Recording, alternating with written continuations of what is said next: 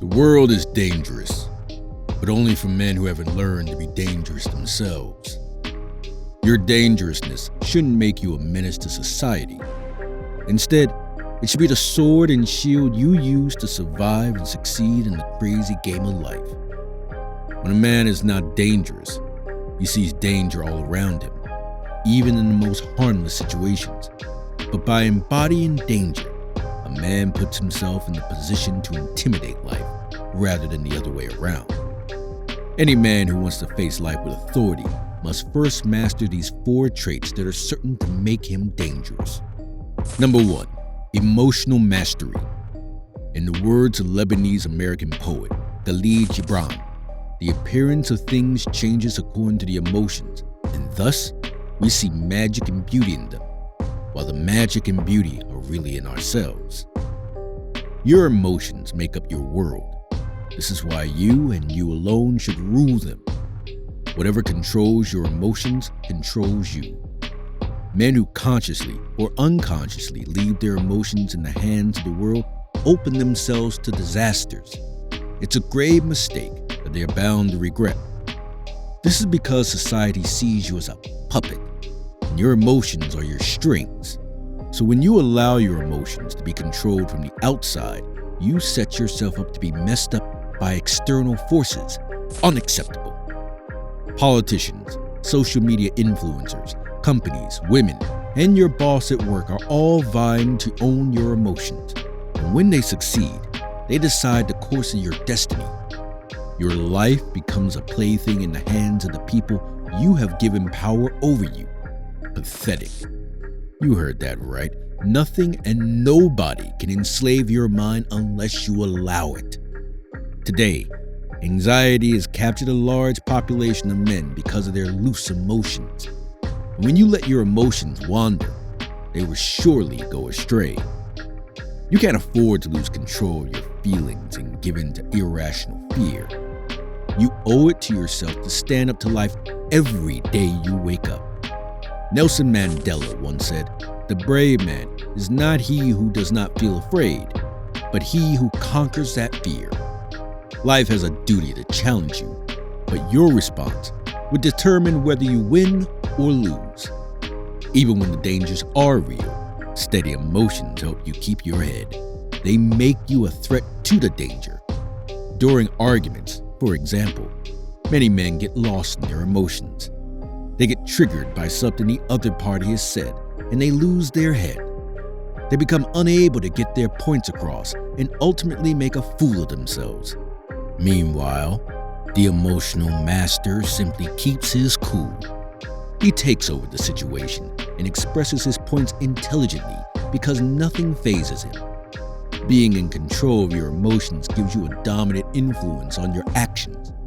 It lets you differentiate between genuine troubles and imagined ones. Whether at work or at home, you don't feel pressure. You direct your emotions and give yourself immense power over your environment. Number 2, the gift of silence. Silence is not only the absence of sound, it is the peace you experience when you delete noise. A man must resist the urge to talk all the time. While beta males try to cover their weakness with noise making, a masculine man stays silent. He spends more time listening than he does talking. This allows him to understand messages deeply and respond appropriately. As a man, you must keep the world guessing. Let everyone around you ask, what is going on in his head? Your ability to shock the world makes you dangerous because no one can predict your moves. Usually, when people talk a lot, they reveal all their plans. This puts them at risk of losing their advantage to the competition. But as long as no one can interpret silence, your secrets will be safe with you. One of the best ways you can cultivate the habit of silence is through meditation.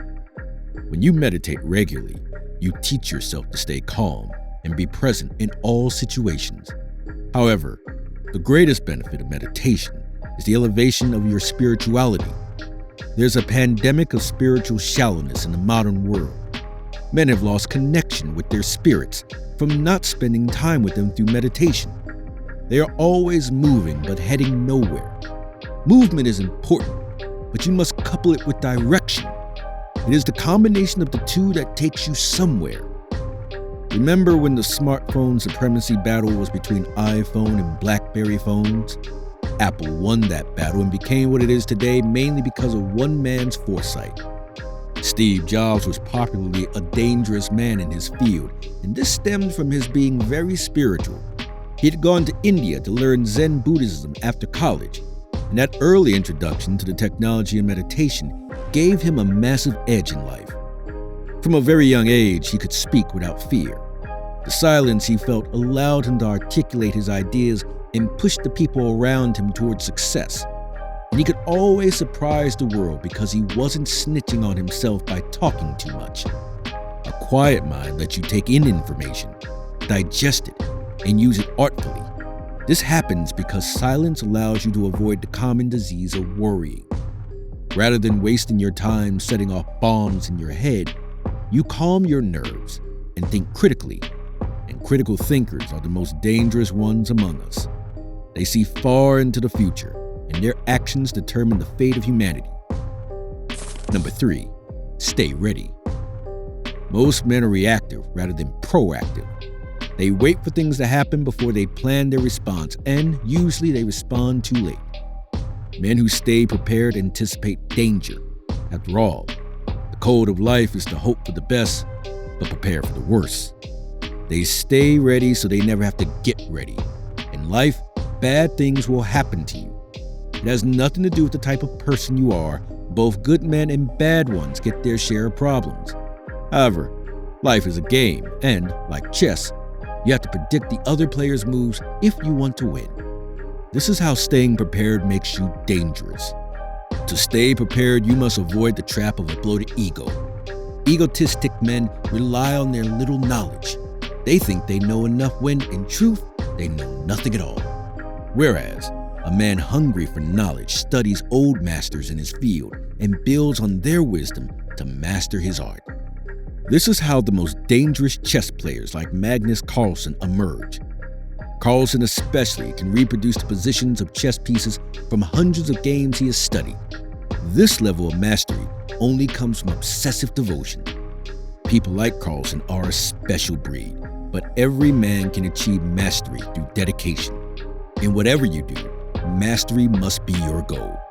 Dangerous men don't do things half-heartedly because they despise mediocrity.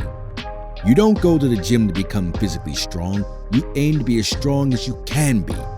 Whenever you apply yourself, you test your limit because if you don't, life will. You must beat yourself before life gets to you so that when it does, it will have nothing to defeat. You've heard many times that your greatest enemy is the man you see when you look in the mirror. You are your greatest opposition. When you look at most of your obstacles, they are mostly just you standing in your way. The way to stay prepared and dangerous is to overcome yourself.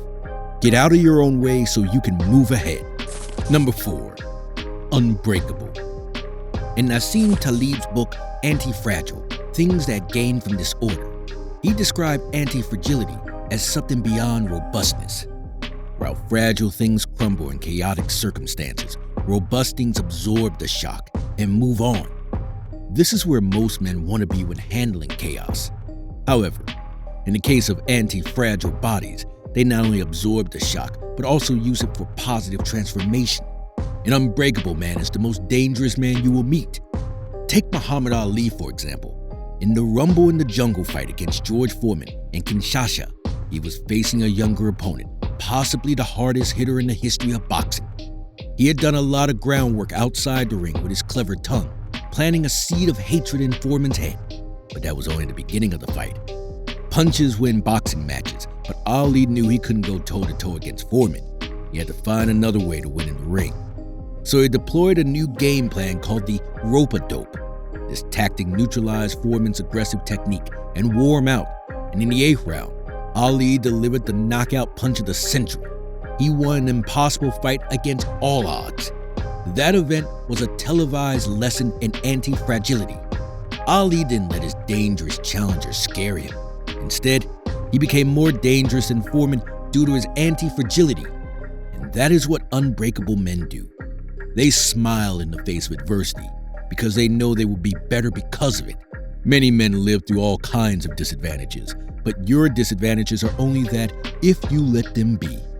We have examples of men who, despite similar disadvantages, have made it to the top. So you must strive to make the most of your handicap and win regardless. To an unbreakable man, adversity is just a coat of paint on rusting iron. It is exactly what he needs to improve.